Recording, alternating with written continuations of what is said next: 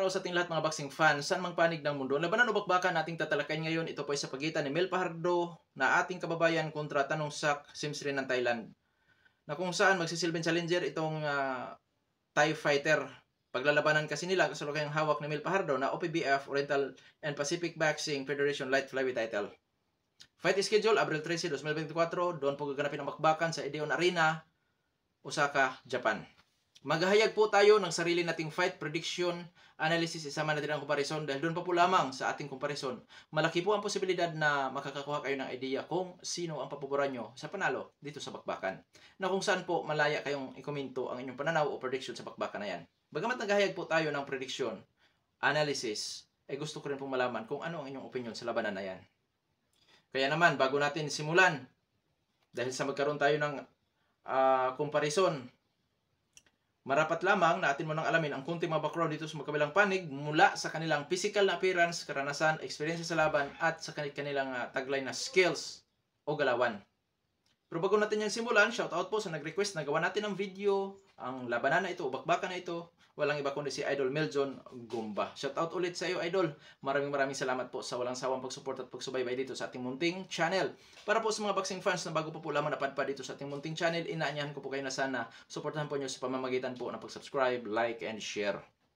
Simulan na natin, alamin na natin ang kunting background dito sa magkabilang panig. Unahin natin ang sa panig ni Tanong Sak Simsri. Ang boksingirong ito bilang isang professional boxer, may impresibong kartada po. 32 wins with 30 wins coming by way of knockout, may isang talo, ngunit wala pa naitalang tabla. Sa kanyang nag-iisang talo, knockout po ang kanyang sinapit. Sa ngayon, may edad ito na 23 anyos at ang height nito ay 5 foot and 3 inches, reach 65 and a half inches. Orthodox ang kanyang stance, knockout ratio 93.75%. Last fight nitong si Tanong Sak Simsri, Disyembre 16, 2023, nakalaban nito si Borden Champuo. Panalo by first round technical knockout itong si Tanong Sak Simsri. Ang kaunang boksingero na nagpalasap ng talo sa kaunang pagkakataon dito kay Tanong Sak Simsri, walang iba kundi ang Japanese fighter na si Masamichi Yabuki, na kung saan ang itinaga lamang ni Simsri sa laban po mga idol ay 7th round technical knockout, talo siya. Pagdating sa karanasan o experience ni Simsri, bagamat umabot na po sa 32 ang kanyang naipanalo, 30 ang kanyang naipanalo sa knockoutan at isang talo, isa lang po ang masasabi kung di kalibreng boksingero na kanyang nakatunggali. Walang iba kundi itong si Masamichi Yabuki. Oo. Ngayon, sa skills, galawan na taglay-taglay ni Tanong Sak Simsri, boxer puncher, pressure fighter style, malimit yung ginagawa yan. Brawler style, willing sa brawler, tututulak-bakan, malimit din yung ginagawa yan. Defensive style, paminsan-minsan, backpedal, may counter punching style din. May pagka-agresibo ang boksingerong ito, taglay ang power, timing, accuracy. Ngunit pagdating po sa depensa, hindi po mahigpit sa depensa itong si Tanong Sak Simsri. Oo, hindi mahigpit sa depensa. Sa paniglawan nitong ating kabayan na si Mel Fajardo, bilang isang professional boxer, may impresibong kartada naman ito na 11 wins with 10 wins coming by way of knockout, may isang talo at may 2 tabla. Sa kanya nag-iisang talo, natalo lamang ito sa pamamagitan po ng puntusan. May edad 24 anyos at ang height 5 foot and 4 inches, reach 65 inches. Orthodox din ang kanyang stance, knockout ratio 90.91%. Last fight, Agosto 15, 2023, nakalaban niya, kapwa Pilipino, na si John Paul Gabonilas, ang angas ng Cebu. Pinaglalabanan nila ang OPBF Light Flyweight title. Panalo by first round, technical knockout itong si Mel Fajardo. Sa record ni Mel Fajardo na kung saan may isang talo ito, Pinoy din ang nakatalo sa kanya noong 2017. Walang iba kundi si RR Andalis po mga idol. Na kung saan 4 rounders pa po lamang sila nun. So sa experience ni Mel Fajardo, ang pinakamatinding na kalaban nito na masasabi nating di po basta-bastang boksingero ay ang katulad ni Agustin Mauro Guato. Eh bakit si RR Andalis? Kasama na rin yan mga idol. Ngayon sa skills sa taglay-taglay ni Mel Fajardo, boxer puncher din. Pressure fighter style, defensive style, counter punching style. Willing sa brawler, tututun na bakbakan, taglay ni kabayan ang hand speed, volume, power, timing at accuracy. Pagdating sa depensa, may magandang depensa na rin itong ating kababayan, pero boxer puncher ito, may mga botas din sa depensa na kung saan delikado din po pag na-counter. Kaya naman, dalako na tayo sa ating comparison. Pagdating sa skills, parehong boxer puncher ang dalawang maglalaban. Kung ang ating kababayan ay may hand speed, mas volume puncher naman ang Thai fighter.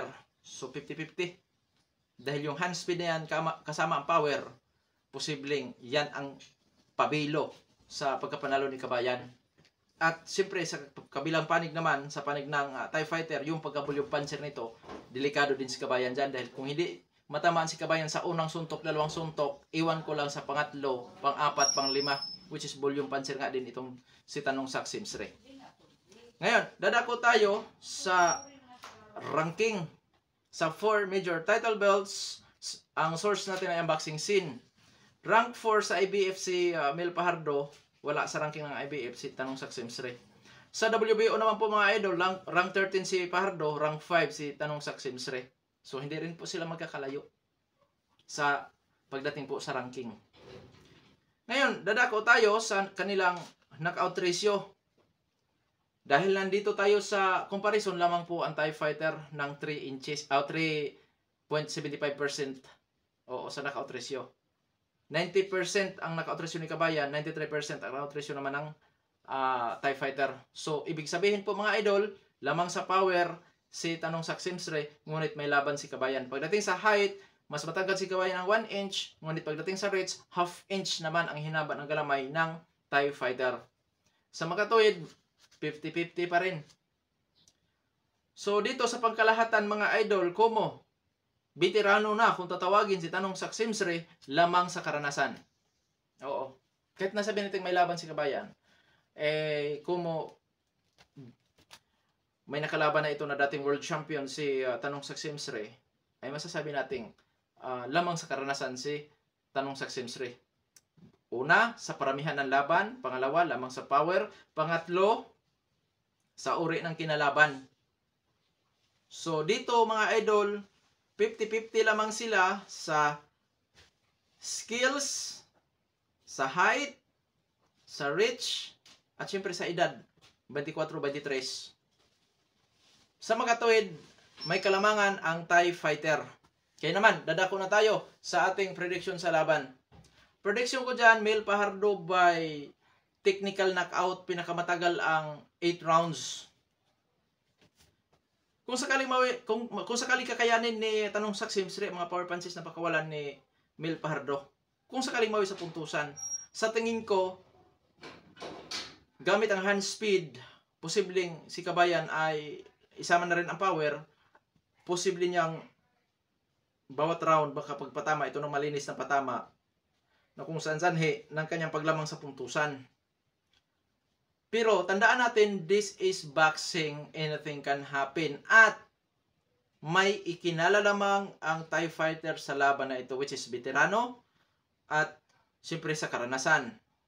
At nakakalamang pa sa knockout ratio o power. So sa panig naman ni Tanong Sak Simsre, gamit ang kanyang pagka-agresibo, pagkabulyong puncher, yung power, posible din niyang mapuruhan si Kabayan sa early rounds.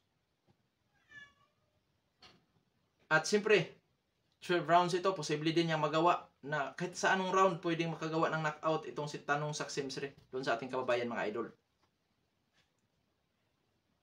At kung sakaling mawi sa puntusan, masasabi kong may laban din si Tanong Sak Simsre na kung saan pwede niya may panalo din ng laban by split decision or unanimous decision gamit ang kanyang pag-agresibo, power, at yung volume niyang pagbato ng suntok na kung saan pwede rin niyang may dominant laban. So sa madaling salita mga idol, hindi kagulat-gulat kung sakaling manalo din dito ang TIE Fighter by knockoutan or puntusan din.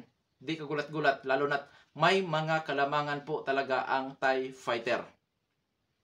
Abangan natin dahil malaking pagsubok ito para kay Mel Pajardo na kung saan sa tingin ko malaki po ang posibilidad na mauwi sa knockoutan ang bakbakan na ito dahil parehong knockout artist ang dalawang maglalaban.